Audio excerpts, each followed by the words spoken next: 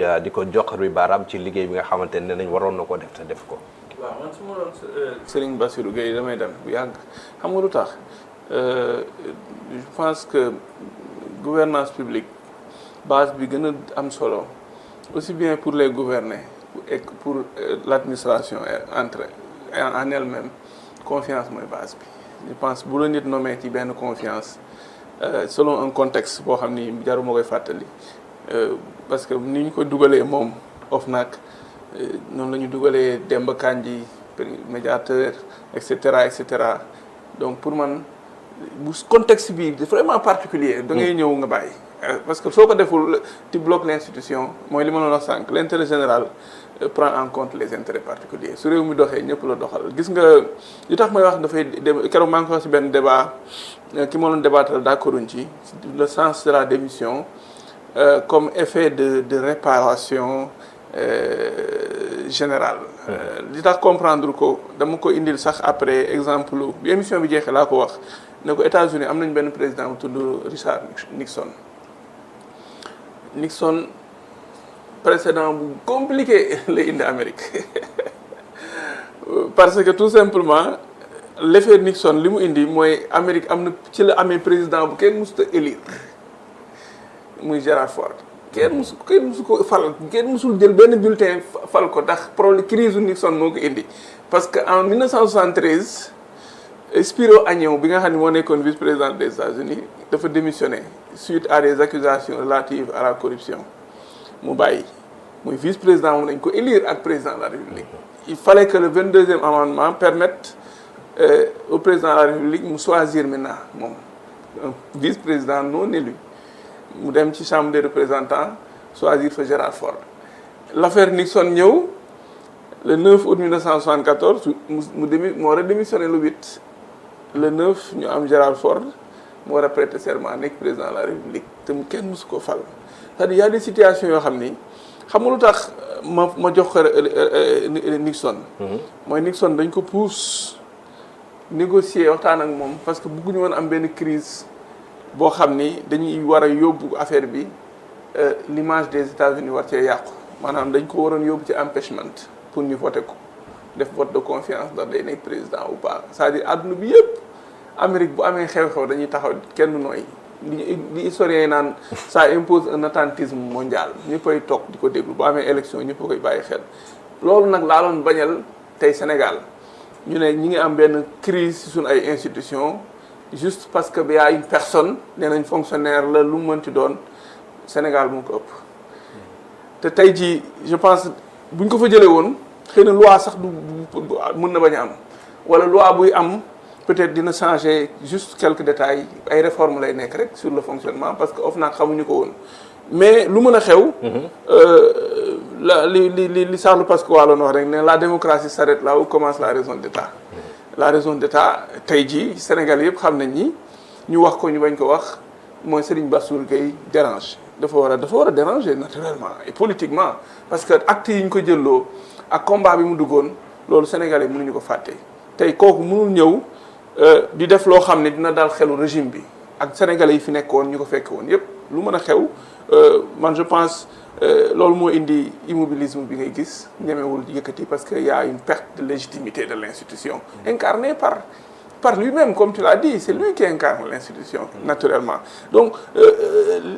OFNAC bu bees bi mooy ni nga ko waxee war na yokk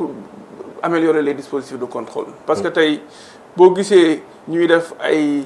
lois sur les lanceurs d'alerte l'accès à l'information c'est que c'est des mécanismes yoo xam ni bien sûr dafay corriger ba léegi l'immobilisme de l'OFNAC parce que l'OFNAC avait bien commencé moi je me souviens à l'époque l'OFNAC avait diligenté à l'époque l'affaire Aliou Sall pour des problèmes politiques ñu dal ci kawam donc tey jii gis nañu relation Serigne Bassirou Gueye ak ce qui s'est passé au plan politique ak son implication personnelle donc kooku dañ naan est-ce que teg bañ ko fa teg bu liggéey boobu amul woon dinañ ko fa teg donc yooyu yëpp dafay jur un problème de confiance dans le fond et loolu gis nga quand la grandeur s'effondre l'unité se dissout nit ñi dañoo war a am parfois am lecture historique di démissionner pour mettre à l'aise tout le système parce que ñàkk démission bi waaw xam nga ñàkk démission bi yow tey jii da lay leer ni Serigne Bassirou Gueye du wax ak Ousmane Sonko du wax ak Diomaye c'est clair que ñooñu ñoo yore réew mi ñoom ñoo yore l'exécutif nga bëgg a yor beneen institution bu centrale dans le contrôle tey jii dans la lutte contre la corruption nga xam ni moom dafa war a jóg dem dal ci kaw les tenants du régime actuel parce que OFNAC pour ñoom la kooku am na benn légitimité dem wax ak Fadilou Keita ni ko damay ñëw sa kër tey xool lu fa xew amul ñeme naa dem port fekk fa le grand. est-ce que dina ko recevoir. mais c'est son ami. mais loolu c'est une crise ils vont se battre là-bas. donc imagine tout ça là man du ma yor loolu ak li ma yàlla defal yëpp j'ai été procureur de la République président de l'OFNAC et cetera damay jël yëf yi jébbal leen je reste fonctionnaire nekk à la disposition de la République ñu xool fu ñu ma yóbbu. bu ñu ma bàyyee ñun bu ñu rejeté bu ñu ma renouveler la confiance ma toog mais nag je pense que il a obligé l'État. Comme je l'ai dit tout à l'heure, la raison d'État, c'est autre chose, à contourner ces blocages et à corriger et naturellement et à renforcer. Voilà. Et aujourd'hui, même à compléter. Parce qu'il y a une loi qui est top. Je pense que c'est des lois il faut que le pouvoir, le pouvoir mooy arrêter pouvoir. Donc pouvoir aussi mooy compléter pouvoir. Donc tey jii OFNAC am na défaillance yoo xam ni su nelawee lanceur d'alerte yi réglé ko. am na problème yoo xam ne su ci nelawee voilà la commission liée à l'accès à l'information dina ko régler parce que OFNAC dafa poser ay actes de dissuasion. Voilà parce que affaire bi prévention bi moo am solo. L'intervention a un coût. Oui. L'intervention a ses limites. te gis nañ ko fi avec la CREI. da ngay jël commission rogatoire def ci ay milliards wër àdduna bi mais gars yi duñu ay cuune. bi nit ñi nga xam ni tey ñeme nañoo sàcc république comme ni mu ko waxee en Chine c'est la peine de mort. ñi nga xam ne ñeme nañoo jël des deniers publics yu mënoon a tabax ay centres de santé wala ñu mën a tabax ay abris provisoires jëlee leen fi wala ñu mën a maintenir des gens à l'école et cetera ñooñu wala def ay centres hémodialyse ñi mën a jël xaalis boobu des maigres ressources d'un pays pauvre très endetté ñooñu am nañu ay pexe yu ñu ko nëbbee donc prévention bi ba gars yi duñ ci àgg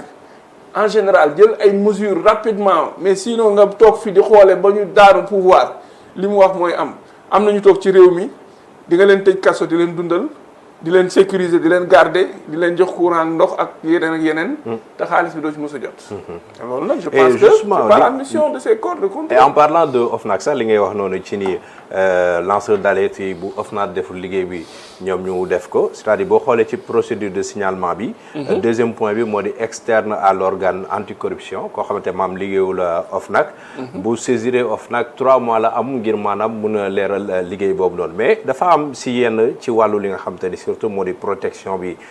ci lanceur d'alerte yi tey maître est-ce que dañ ko war a def une mesure boo xamante ni dañ koy ubbi yaatal ko ba nga xamante ni ku ne warees na ci jot wala dañ ko war a bàyyi rek ñi nga xamante ni ñoom ñoo war a nekk lanceur d'alerte bokk na ci